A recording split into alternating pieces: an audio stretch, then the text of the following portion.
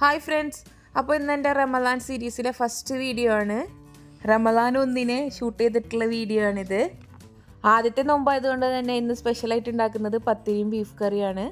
പിന്നെ ചായക്ക് സ്നാക്സ് ആയിട്ട് ഉണ്ടാക്കുന്നത് സമൂസയും കൂടിയിട്ടാണ്. ചിക്കൻ വെച്ചിട്ടുള്ള സമൂസയാണ് റെഡിയാക്കുന്നത്. അതിൻ്റെ റെസിപ്പി ഞാനിതിൽ ഇൻക്ലൂഡ് ചെയ്തിട്ടുണ്ട്. അപ്പോൾ ആദ്യം തന്നെ ബീഫ് കറി ഉണ്ടാക്കാനായിട്ട് തുടങ്ങിയാണ്. ബീഫ് കറിയിലോട്ട് എണ്ണ ചൂടായപ്പോൾ അതിലോട്ട് ഇത്തിരി ഉലുവ ഇട്ടു. ഒന്ന് പൊട്ടി വന്നതിന് ശേഷം ഇതിലോട്ട് സവാള ചേർത്ത് കൊടുക്കാം. 3 വലിയ സവാളയാണ് ഞാൻ ചേർത്ത് കൊടുക്കുന്നത്. ബീഫ് കറി ഉണ്ടാക്കുന്ന ഡീറ്റെയിൽ വീഡിയോ ഒന്നും ഞാനിതിൽ കാണിച്ചിട്ടില്ല. എങ്ങനെയുണ്ട് നിങ്ങളുടെ നോമ്പൊക്കെ? എന്താണ് നിങ്ങളുടെ നോമ്പ് തുറ വിഭവങ്ങളൊക്കെ ഒന്ന് കമൻറ്റ് ചെയ്യണേ. നാടൻ ബീഫ് കറിയാണ് ഞാൻ റെഡിയാക്കുന്നത്. അതുകൊണ്ട് വെളിച്ചെണ്ണയാണ് ഞാൻ ഇത് റെഡിയാക്കാനായിട്ട് ഉപയോഗിച്ചിരിക്കുന്നത്. സവാളൊക്കെ നന്നായിട്ട് വാടിക്കിട്ടുന്ന സമയത്ത് ഇതിലോട്ട് വെളുത്തുള്ളി ഇഞ്ചി പേസ്റ്റ് ചേർത്ത് കൊടുക്കാം. അതിൻ്റെ പച്ചമണമൊക്കെ മാറിക്കഴിഞ്ഞാൽ ഇതിലോട്ട് തക്കാളി ചേർത്ത് കൊടുക്കാം. അതിനുശേഷം മസാലകൾ ചേർത്ത് കൊടുക്കാം. മസാലപ്പൊടികളായിട്ട് ചേർത്ത് കൊടുത്തിരിക്കുന്നത് മഞ്ഞൾപ്പൊടി, മല്ലിപ്പൊടി, മുളക് പൊടി, ഗരം മസാല, കുറച്ച് കുരുമുളക് പൊടി എന്നിവയാണ് ഞാൻ ചേർത്ത് കൊടുത്തിരിക്കുന്നത്. അതിനുശേഷം കഴുകി വൃത്തിയാക്കി വെച്ചിരിക്കുന്ന ബീഫ് ചേർത്ത് കൊടുത്തിട്ട് നമുക്ക് മീഡിയം ഫ്ലെയിമിലിട്ട് 8 വിസിലടിച്ചെടുക്കണം. ഇനി നമുക്ക് പത്തിരി റെഡിയാക്കാനായിട്ട് തുടങ്ങാം. പത്തിരി ഉണ്ടാക്കുന്ന പ്രൊസീജിയർ എല്ലാവർക്കും അറിയാം, എന്നാലും ഞാനിവിടെ ഒന്ന് പറഞ്ഞു തരാം. 250 ml കപ്പിൽ 2 കപ്പ് വെള്ളം ഞാൻ വെച്ച് കൊടുത്തിട്ടുണ്ട്. ആ വെള്ളത്തിലോട്ട് ഉപ്പും കുറച്ച് വെളിച്ചെണ്ണയും ചേർത്ത് കൊടുത്തു. വെള്ളം നന്നായിട്ട് തിളച്ച് വരുന്ന സമയത്ത് ഇതിലോട്ട് 250 ml കപ്പിൽ തന്നെ 1 കപ്പ് അരിപ്പൊടി ചേർത്ത് കൊടുക്കുക. വറുത്ത അരിപ്പൊടിയാണ് കേട്ടോ ചേർത്ത് കൊടുക്കേണ്ടത്. അരിപ്പൊടി ചേർത്ത് കൊടുത്തതിന് ശേഷം തീ ലോ ഫ്ലെയിമിലാക്കിയിട്ട് 5 മിനിറ്റ് നല്ലോണം ഇതൊന്ന് മിക്സാക്കി എടുക്കുക. ആ പത്തിരിയുടെ പൊടിയിലൊക്കെ നന്നായിട്ട് വെള്ളം എല്ലാ ഭാഗത്തും എത്തുന്ന രീതിയിൽ നന്നായിട്ടൊന്ന് മിക്സാക്കി എടുക്കുക. അപ്പോൾ പൊടിയൊക്കെ നന്നായിട്ട് മിക്സായിട്ട് കിട്ടിയിട്ടുണ്ട്.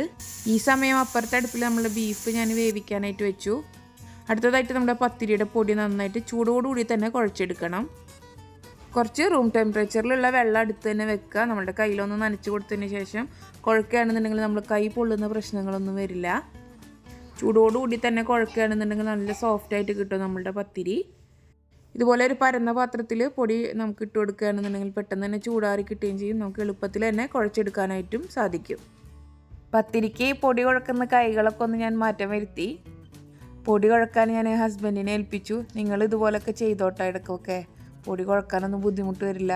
ഹസ്ബൻഡിനെ കുറച്ച് പണികളൊക്കെ ഏൽപ്പിക്കുകയാണെന്നുണ്ടെങ്കിൽ നമുക്ക് പണികൾ ഈസി ആയിട്ട് കിട്ടും. പത്തിരിയുടെ പൊടിയൊക്കെ ഇപ്പോൾ നല്ല സോഫ്റ്റായിട്ട് തന്നെ കിട്ടിയിട്ടുണ്ട്. അതുപോലെ നല്ല സോഫ്റ്റായിട്ട് നമുക്കൊന്ന് കുഴച്ചെടുക്കണം. അതിനുശേഷം ഇതുപോലെ ബോൾസാക്കി എടുക്കാം. ഈ ഒരു അളവിൽ ഞാൻ 18 പത്തിരിയാണ് കേട്ടോ റെഡിയാക്കുന്നത്. പത്തിരി പരത്താനായിട്ട് എടുക്കുന്ന സമയത്ത് ബോൾസ് വലിപ്പം കൂടുതലുണ്ടെന്നുണ്ടെങ്കിൽ ഒന്ന് കുറച്ച് കൊടുക്കാറുണ്ട്. പത്തിരി ഞാൻ പരത്തിയിട്ടല്ല കേട്ടോ റെഡിയാക്കാറ്. ഞങ്ങളെപ്പോഴും പത്തിരി റെഡിയാക്കുന്ന സമയത്ത് ഇതുപോലെ പ്രസ് ചെയ്തെടുക്കലാണ്.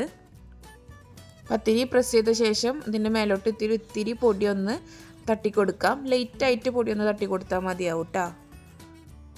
പത്തിരിയുടെ 2 സൈഡിലും ലൈറ്റായിട്ട് നമുക്ക് പൊടിയൊന്ന് തട്ടിക്കൊടുക്കാം. ഇതുപോലെ തന്നെ നമുക്ക് എല്ലാ പത്തിരിയും ഒന്ന് പ്രസ് ചെയ്തെടുക്കാം.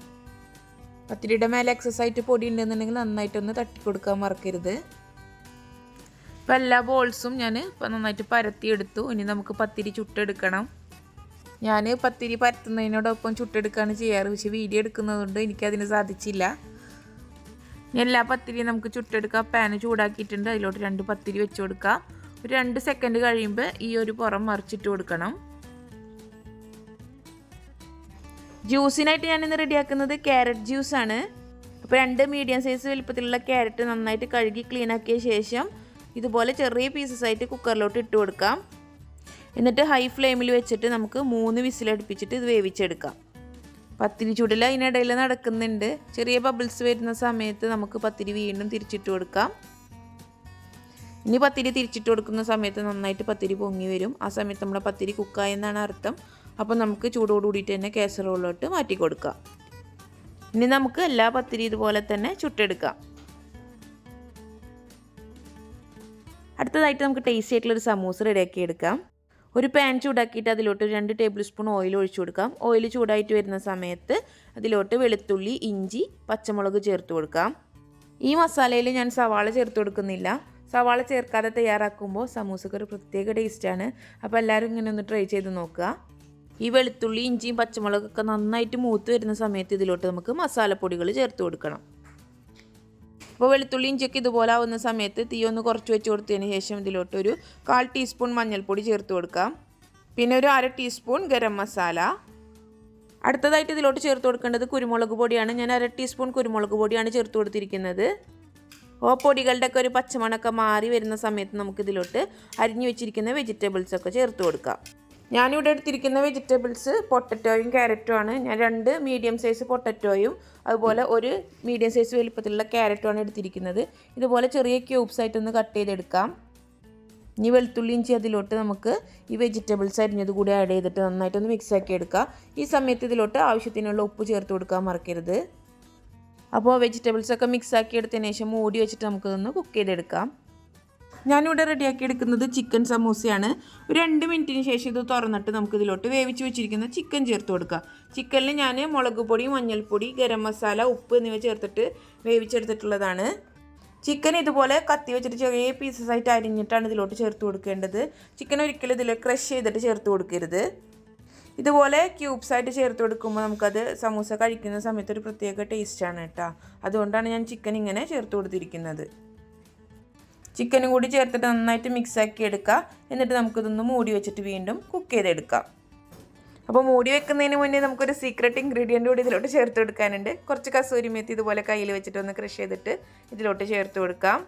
നമ്മുടെ സമൂസയുടെ മസാലയ്ക്ക് ഒരു പ്രത്യേക ഫ്ലേവർ കൊടുക്കും ഈ കസൂരി മേത്തി ചേർക്കുന്നത് കൊണ്ട്. അതുമാത്രമല്ല കഴിക്കാനും നല്ല ടേസ്റ്റിയാണ്. കുറച്ച് മല്ലിയിലയും കൂടിയിട്ട് ആഡ് ചെയ്ത് കൊടുത്ത ശേഷം ഒരു 10 മിനിറ്റ് നമുക്കിതൊന്ന് കുക്ക് ചെയ്തെടുക്കാം. തീ ലോ ഫ്ലെയിമിലാക്കാൻ മറക്കരുത്. അടുത്തതായിട്ട് നമുക്ക് ജ്യൂസ് റെഡിയാക്കാനായിട്ട് തുടങ്ങാം. അപ്പോൾ മിക്സിയുടെ ജാറിലോട്ട് ചൂടാറിയ ക്യാരറ്റൊക്കെ ഇട്ട് കൊടുത്തിട്ടുണ്ട്. ജ്യൂസിൽ ഞാൻ മധുരത്തിനായിട്ട് ആഡ് ചെയ്ത് കൊടുക്കുന്നത് ഈത്തപ്പഴമാണ്. ഞാനൊരു 7-8 ഈത്തപ്പഴം എടുത്തിട്ട് ചൂടുവെള്ളത്തിലൊന്ന് കുതിർത്തിട്ടാണ് ഇതിലോട്ട് ചേർത്ത് കൊടുക്കുന്നത്. പിന്നെ ഇതിലോട്ട് ആവശ്യത്തിന് പാലും കൂടി ചേർത്തിട്ട് നന്നായിട്ട് ഇതൊന്ന് ബ്ലെൻഡ് ചെയ്തിട്ട് കൊണ്ടുവരാം. ആദ്യം തന്നെ കുറച്ച് പാല് ചേർത്തിട്ട് നന്നായിട്ട് ഇതൊന്ന് അടിച്ചെടുക്കുക. അതിനുശേഷം ഫുള്ളായിട്ട് പാല് ചേർത്ത് കൊടുത്തിട്ട് ജ്യൂസ് അടിച്ചു കൊടുത്താൽ മതിയാവും.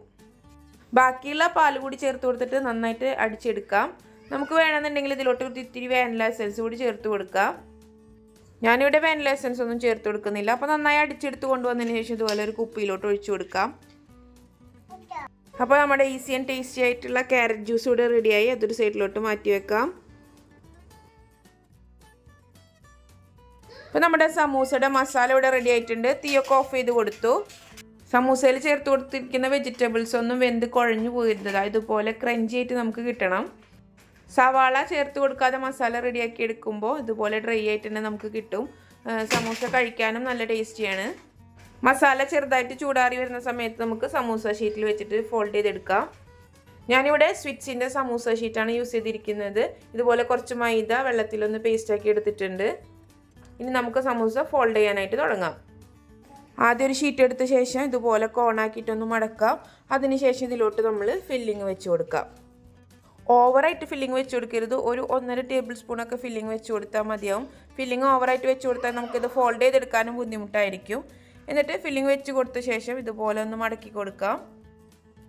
എക്സസൈസ് നിൽക്കുന്ന ഭാഗത്ത് നമുക്ക് മൈദ പേസ്റ്റ് അപ്ലൈ ചെയ്ത് കൊടുക്കാം. എന്നിട്ട് ഇതിൽ കാണുന്നത് പോലെ നമുക്കിതൊന്ന് മടക്കിയെടുക്കാം. അപ്പോൾ നമ്മുടെ ആദ്യത്തെ സമൂസ നല്ല പെർഫെക്റ്റ് ആയിട്ട് ഞാൻ മടക്കിയെടുത്തിട്ടുണ്ട്. ഇതുപോലെ തന്നെ എല്ലാ ഷീറ്റും നമുക്ക് മടക്കിയെടുക്കാം.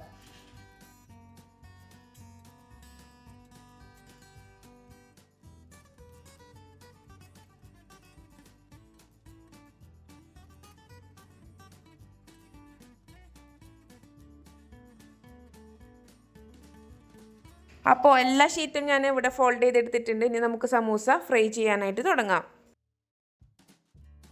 ഫ്രൈ ചെയ്യാനായിട്ട് ഞാനിവിടെ ഓയിലാണ് എടുത്തിരിക്കുന്നത്. നിങ്ങൾക്ക് വെളിച്ചെണ്ണ യൂസ് ചെയ്തിട്ട് ഇത് ഫ്രൈ ചെയ്തെടുക്കാവുന്നതാണ്. ചൂടായ എണ്ണയിലോട്ട് നമുക്ക് സമൂസ വെച്ച് കൊടുക്കാം. സമൂസ ഫ്രൈ ചെയ്തെടുക്കുന്ന സമയത്ത് ഒരു കാര്യം പ്രത്യേകം ശ്രദ്ധിക്കുക. എണ്ണയിലിട്ടിട്ട് ഓവറാക്കിയിട്ട് ഫ്രൈ ചെയ്തെടുക്കരുത്. ജസ്റ്റ് ഒന്ന് കളർ മാറി കിട്ടിക്കഴിഞ്ഞാൽ തിരിച്ചിട്ട് കൊടുക്കാം. ആ പുറം ഇതേ കളറാകുമ്പോൾ തന്നെ നമുക്ക് എണ്ണയിൽ നിന്ന് മാറ്റാം. ഓവറായിട്ട് ഫ്രൈ ചെയ്ത് കഴിഞ്ഞാൽ നന്നായിട്ട് എണ്ണ കുടിച്ച് ഫീൽ ഉണ്ടാകും. അതുകൊണ്ടാണ് ഇങ്ങനെ പറയുന്നത്. നമ്മുടെ സമൂസ ഷീറ്റ് ഹാഫ് കുക്ക്ഡ് ആയിട്ടാണ് നമുക്ക് കിട്ടുന്നത്. അതുകൊണ്ടാണ് ഇത് എണ്ണയിലിട്ടിട്ട് ഓവറായിട്ട് ഫ്രൈ ചെയ്തെടുക്കരുതെന്ന് പറയുന്നത്. ഇപ്പോൾ നമ്മുടെ സമൂസ ഇവിടെ പെർഫെക്റ്റ് ആയിട്ട് കുക്കായിട്ടുണ്ട്. നമുക്കിതൊന്ന് എണ്ണയിൽ നിന്ന് കോരി മാറ്റാം. ഹൈ ഫ്ലെയിമിലിട്ടിട്ട് തന്നെയാണ് പൊരിച്ചെടുക്കേണ്ടത്. ഒരിക്കലും തീ ലോ ഫ്ലെയിമിൽ വെക്കരുത്. ഇതുപോലെ തന്നെ ബാക്കിയുള്ള സമൂസ നമ്മൾ പൊരിച്ചെടുക്കാം.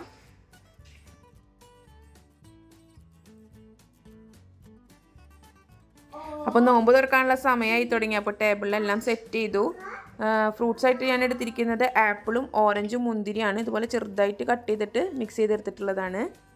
സ്നാക്സ് ഞങ്ങളെപ്പോഴും കഴിക്കാറ് മഗ്‌രിബ് നമസ്കാരം കഴിഞ്ഞതിന് ശേഷമാണ് ചായയും സ്നാക്സും കഴിക്കുക. ഇപ്പോൾ ഞാൻ വീഡിയോ എടുക്കുന്നത് കൊണ്ട് മാത്രം ഞാൻ മേശപ്പുറത്ത് കൊണ്ടുപോയി സെറ്റാക്കി വെച്ചതാണ്. അപ്പോൾ ബാങ്കൊക്കെ കൊടുത്തു. ഇനി നമുക്ക് നോമ്പ് തുറക്കാം. ആദ്യം നമ്മൾ ഈത്തപ്പഴം വെള്ളം വെച്ചിട്ടാണ് നോമ്പ് മുറിക്കുന്നത്. നോൺ മുസ്ലിംസ് ആരെങ്കിലും കാണുന്നുണ്ടെങ്കിൽ എന്ന് വെച്ചിട്ടാണ് കേട്ടോ ഞാനിതിവിടെ പറയുന്നത്. അപ്പോൾ ഇതൊക്കെയാണ് എൻ്റെ ഒന്നാമത്തെ നോമ്പിൻ്റെ വിശേഷങ്ങൾ. വീഡിയോ ഇഷ്ടമായി എന്ന് വിചാരിക്കുന്നു. വീഡിയോ ഇഷ്ടമായി കഴിഞ്ഞാൽ ലൈക്ക് ചെയ്യാനും ഷെയർ ചെയ്ത് സപ്പോർട്ട് ചെയ്യാനും മറക്കരുത്.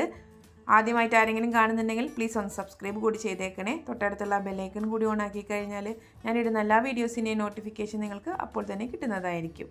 അപ്പോൾ അടുത്ത അടിപൊളിയായിട്ടുള്ള ഒരു വീഡിയോ ആയിട്ട് വരാം. അതുവരേക്കും എല്ലാവർക്കും താങ്ക് യു പറയുന്നതിന് മുന്നേ ഒരു കാര്യം കാണിക്കാൻ ഞാൻ വിട്ടുപോയി.